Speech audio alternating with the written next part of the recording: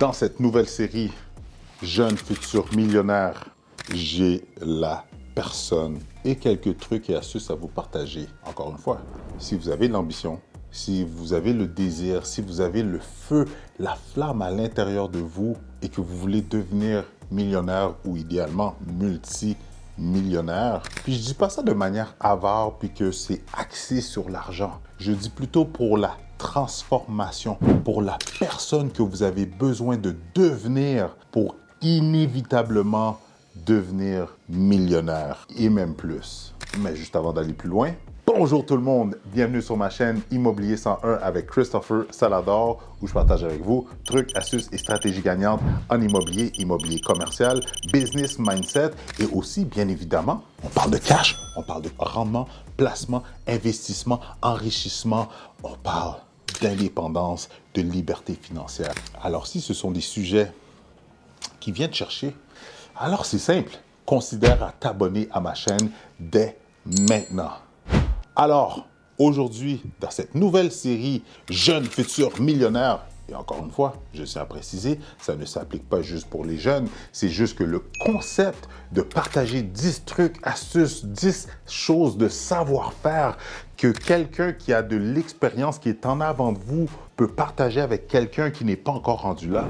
Donc, c'est ça le but de cette nouvelle série Jeunes futurs millionnaires. Où est-ce que j'ai pris quelques minutes avec des invités que j'ai eus sur ma chaîne YouTube et que je leur ai posé la question. Quelles sont les 10 stratégies, conseils, trucs, livres, peu importe. Partage-nous 10 choses en rafale pour aider un jeune ou quelqu'un à devenir millionnaire. Et souvent, les personnes que je m'arrête, que j'ai posé cette question-là, c'est des gens qui ont du vécu, c'est des gens qui l'ont déjà réalisé, c'est des gens qui ont fait leur chemin et qui ont atteint cet objectif-là. Et aujourd'hui, j'ai l'une autre qu'un top courtier hypothécaire commercial qui vend de l'industriel, qui vend des bâtiments commerciaux, il vend des tours commerciales, il aide le financement pour des projets de développement immobilier dans des multi-millions de dollars. Et c'est un jeune. Il est jeune. Alors, dans cette vidéo-là, allez voir, je ne vais pas vous expliquer toute la vidéo, allez voir, cliquez en haut pour voir la vidéo complète avec Monsieur Thierry Azouz, courtier hypothécaire commercial. En passant, pour ceux qui ne me connaissent pas, pour ceux que c'est la première fois, je tiens à préciser, je suis Christopher Salador, expert courtier immobilier. Je me spécialise autant dans le résidentiel que dans le multilogement commercial. Et mon but avec ces vidéos-là n'est pas uniquement de vous divertir, au contraire, c'est plutôt de vous aider, de vous accompagner, de vous permettre d'acheter, vendre ou investir avec moi, un membre de mon équipe. Donc, si vous désirez avoir plus d'infos par rapport à vos projets, par rapport à votre situation, si vous désirez une consultation gratuite, c'est simple, cliquez dans le lien plus bas pour que je puisse vous aider, que ce soit pour un achat résidentiel ou multilogement. Et maintenant, sans plus tarder, rentrons dans le vif du sujet dans un instant. Le marché de l'immobilier au Québec est en pleine explosion. Beaucoup d'opportunités pour les acheteurs de première maison et d'immeubles à revenus. Avec la méthode Salador, je vais vous outiller pour faire la meilleure transaction.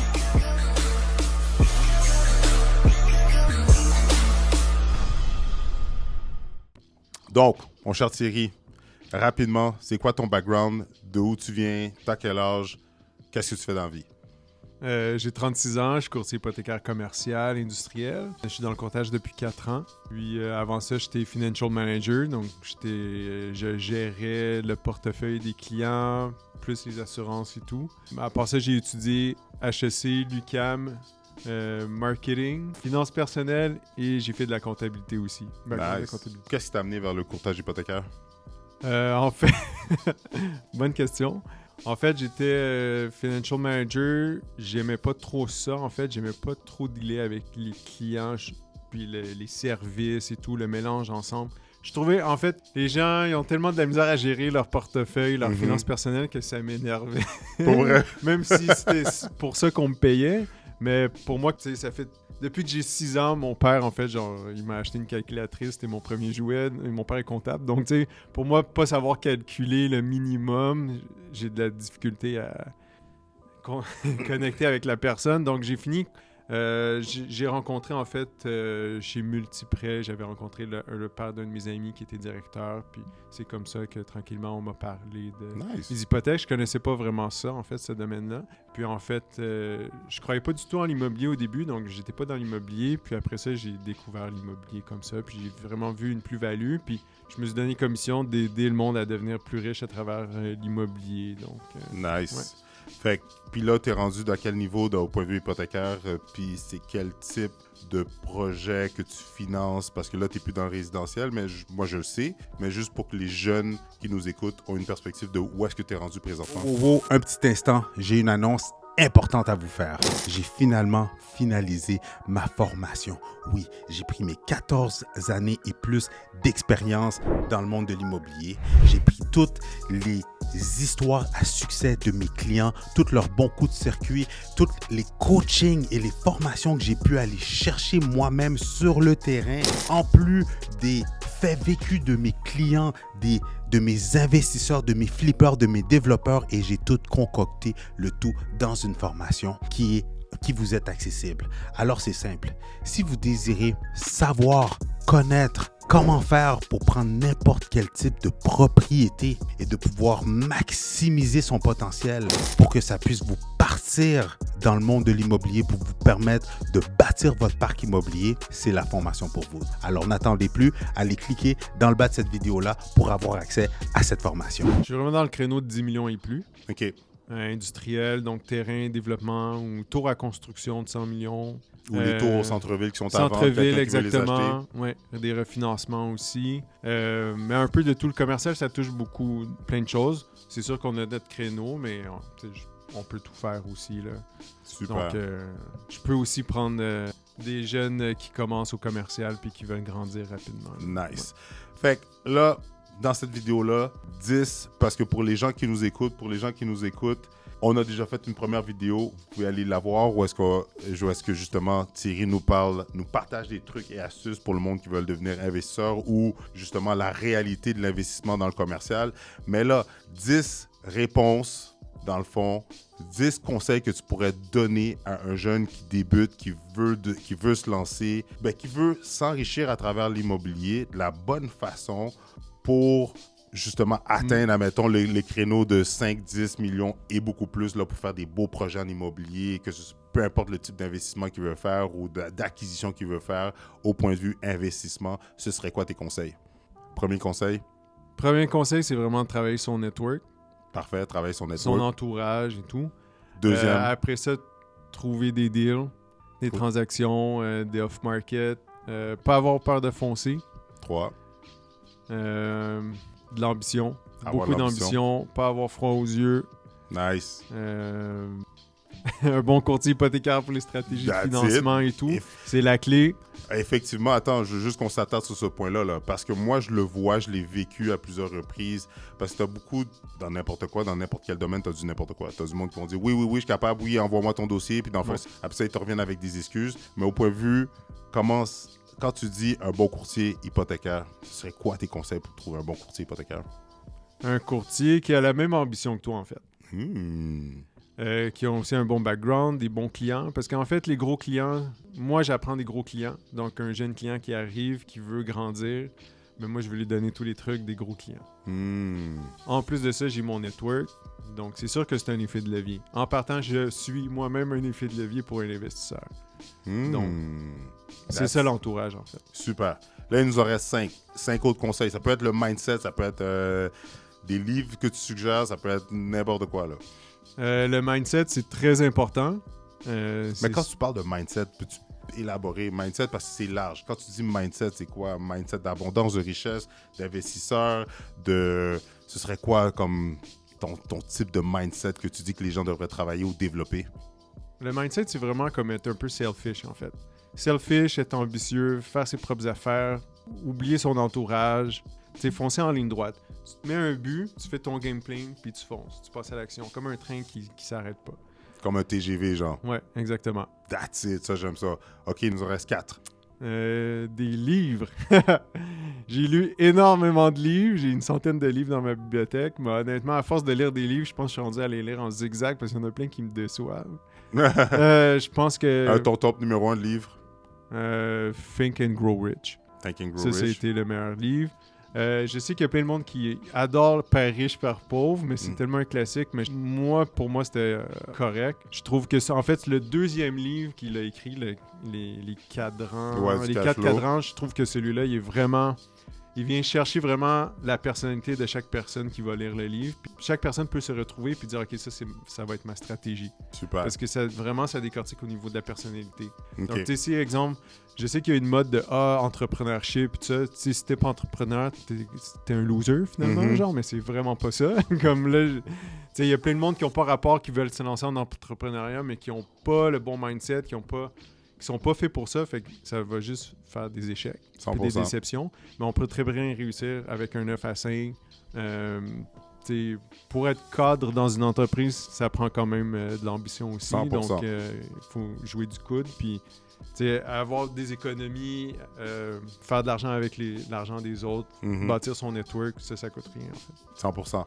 Mais là, il nous en reste 3. Il reste 3 points, parce que là, tu viens d'en donner aussi, là. Ouais. Mais je voulais garder les 3 points. Mettons, les investisseurs de très haut niveau, les traits caractéristiques que tu vois que les jeunes pourraient déjà appliquer, qui vont les permettre de les outiller pour se rendre là, ce serait quoi?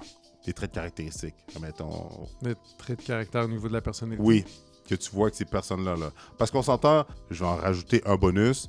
Qu'est-ce que vous voyez en ligne, c'est pas ça. Là. Qu'est-ce qu'ils voient sur les réseaux sociaux, la belle voiture, les beaux costards, la belle fille, la vie de bachelor, Non. c'est Ça, pas... c'est juste pour attirer des views. That's it. Fait que les 3 traits caractéristiques que tu vois que les investisseurs de 10 millions, 100 millions et plus, ils ont, que les gens peuvent adopter, qui vont leur donner plus de chances de se rendre là, ce serait quoi? L'ambition. OK. C'est des gens qui sont très ambitieux. Ils bâtissent beaucoup leur network, leur entourage. Ils utilisent les effets de levier, Utiliser les effets de levier, c'est vrai. 100%. C'est rarement avec leur propre fonds, en fait. Puis, C'est-tu des personnes qui, rapidement, parce que t'es tes clients, là, est-ce que c'est des personnes qui se couchent tard et qui se lèvent tard? Ouais. Pour vrai? ouais, Ah, c'est ben, du monde qui... parce qu'ils sont obsédés sur leur deal. Exactement. Ils Ils pensent juste Net- à ça. sont pas sur Netflix and chill, sont pas en train de quality time avec la blonde, genre sur une... Non. Mais j'ai rien contre Netflix. On s'entend. Tous les gens vont sur Netflix, même les milliardaires, mais c'est juste qu'ils vont passer moins de temps. Le temps, c'est de l'argent. C'est quelque chose que tu vas jamais récupérer, même avec tout l'argent du monde. Puis ces gens-là, ils ont compris ça. Donc, ils essayent toujours ils ont des agendas bien rodés, ils perdent pas de leur temps. Dans le fond, c'est ça. Ils sont pas du Netflix and chill. Ils sont pas en train de virer une brosse sur une terrasse, en train de se payer des bouteilles à impressionner whatever le monde qui sont là, puis se réveiller cross-side le lendemain. Ça peut arriver. C'est sûr. Quand ils ont closé ou finalisé une Ouais. grosse transaction pour Ouais. festoyer quelque chose, ça c'est sûr. Mais on s'entend que c'est pas du Mais monde en à général, tu sais, c'est répétition. sûr que c'est un autre mindset. Tu peux faire de l'argent en ayant du plaisir aussi. C'est Ça, sûr. C'est une autre... Ça c'est sûr. Ouais. Est-ce que c'est du monde qui s'entraîne? Pas tout le temps, en fait. OK. Malgré que le gym, je trouve que c'est une excellente métaphore sur la vie en général. Mhm. Je pense que c'est toujours à peu près 90%, 10% de gens qui performent versus 90% qui sont juste là pour rien faire. Mhm. Puis un dernier point, est-ce que ce sont des gens, parce qu'on l'a dit dans la vidéo, mais pour ceux qui n'ont pas vu la première vidéo, est-ce que ce sont des gens qui se rendent là seuls ou c'est grâce à leur entourage, c'est du partenariat pour se rendre à du 5 millions et plus? Parce que moi, je pense que Ouais. dans beaucoup d'entreprises, 100%. tu peux te rendre à 1 million seul avec une bonne équipe. Avec une bonne équipe, une bonne structure, des protocoles, je vais le dire. Mais pour du 5-10 millions et beaucoup plus, pour se rendre là. Même avant, je te dirais la majorité, c'est toujours en équipe. Ils ont toujours des partenariats, ils ont toujours des fonds d'investissement derrière d'eux, ils ont toujours du monde solide. Tu peux rien faire tout seul. Parce que même si tu as de l'argent, tu as compris comment faire de l'argent, tu vas pas risquer toutes tes billes à 100%. Puis ça, c'est la clé du succès, en fait. C'est vraiment l'effet de levier, toujours utiliser l'argent de quelqu'un d'autre. Puis souvent, même dans les fonds qui sont faits pour ça, qui sont prêts à prendre des risques, c'est des fonds de plusieurs personnes aussi. Donc, même eux, ils partagent le risque. C'est jamais vraiment une personne. Donc, sinon, tu vas prendre des petits risques, tu vas faire un petit peu d'argent, mais tu vas pas te rendre à un niveau si élevé. Puis, des fois, c'est des riches familles qui ont des entreprises. Ils ont vendu l'entreprise pour plusieurs millions de dollars et tout. Donc là, ils sont prêts à investir ou ils transfèrent tout cet argent-là en immobilier et tout. Mais même l'entreprise, ils l'ont pas fait tout seul. Ils étaient quand même... des fois, c'était 2 frères. Des fois, c'est la famille, plusieurs membres de la famille ou des partenariats entre amis. Puis un dernier conseil que tu donnerais à un jeune, ce serait quoi? Un jeune qui veut se lancer, là. Il a soif, il a faim, il nous regarde, il est comme fudge. Je veux atteindre ce niveau-là, que ce soit dans ma carrière, dans ma business. Ce serait quoi, là, tu dirais, pour wrap it up, genre? Fais ce que tu as à faire, là. That's it. That's Perds it. pas ton temps, that's it. Tu perds pas ton temps avec du monde qui n'ont pas les mêmes ambitions que toi. Tu travailles ton network, tu fais ton game plan, puis tu le suis à la lettre. Puis tu That's l'exécutes. it. Tu L'exécution. l'exécutes. Ouais, passer à l'action, c'est le plus important. That's it. Merci Thierry. Merci. Boum, boum, boum. Vous savez déjà qu'est-ce que je vais vous poser comme question. Dans les 10 trucs, astuces que Thierry nous a partagés, ma question pour toi, ma question pour vous, quel est le truc, le conseil, la stratégie que vous vous engagez d'appliquer dès aujourd'hui? Et vous n'allez pas l'appliquer juste uniquement aujourd'hui, vous allez l'appliquer aujourd'hui, mais à tous les jours. Vous allez l'appliquer pendant un minimum de 21 jours parce que supposément, selon les statistiques, on dit que si on développe une nouvelle habitude et on la garde pendant plus de 20, 21 jours, 30 jours, peu importe, ben ça va devenir une habitude. Et vous savez que les êtres humains, pour ceux qui ne le savent pas, nous sommes des créatures d'habitude. Toute notre vie est gérée et créée et se développe à travers des habitudes. Si vous ne me croyez pas, je suis sûr que vous vous levez du même côté du lit à tous les jours. Quand vous vous brossez les dents, c'est avec la même main. Quand vous vous savonnez, vous pouvez avoir les yeux fermés dans la douche, mais vous savez exactement où est-ce que le savon y est. Tout ça, c'est des habitudes. Quand vous arrivez au bureau, la manière que vous vous asseyez, la manière... Votre routine est une série d'habitudes. Dans le fond, nous sommes des créateurs d'habitudes. Alors, laquelle des stratégies, des trucs et astuces que Thierry vous a partagés, que vous allez en faire une nouvelle habitude? Écrivez-les dans les commentaires parce que vous savez que la conversation se continue dans les commentaires. Pendant que vous y êtes, aimez et likez cette vidéo-là. Et surtout, si vous aimez les personnes que je passe en entrevue, le contenu que je vous partage, les efforts que je fais, la communauté que je suis en train de grossir pour vous et tout ce qui s'en vient, si vous aimez ça, la meilleure façon de me remercier, c'est quoi? Abonnez-vous à la chaîne ou sinon, une bonne façon de me remercier ou si vous voulez travailler avec moi, cliquez dans le lien dans la description pour céduler une consultation gratuite avec moi. Mais je retourne à la vidéo. Pour me remercier, abonnez-vous à la chaîne, c'est la meilleure façon de me remercier. Et si vous désirez avoir d'autres trucs, d'autres astuces, d'autres stratégies gagnantes en immobilier, je vous suggère de regarder une de ces 2 vidéos-là.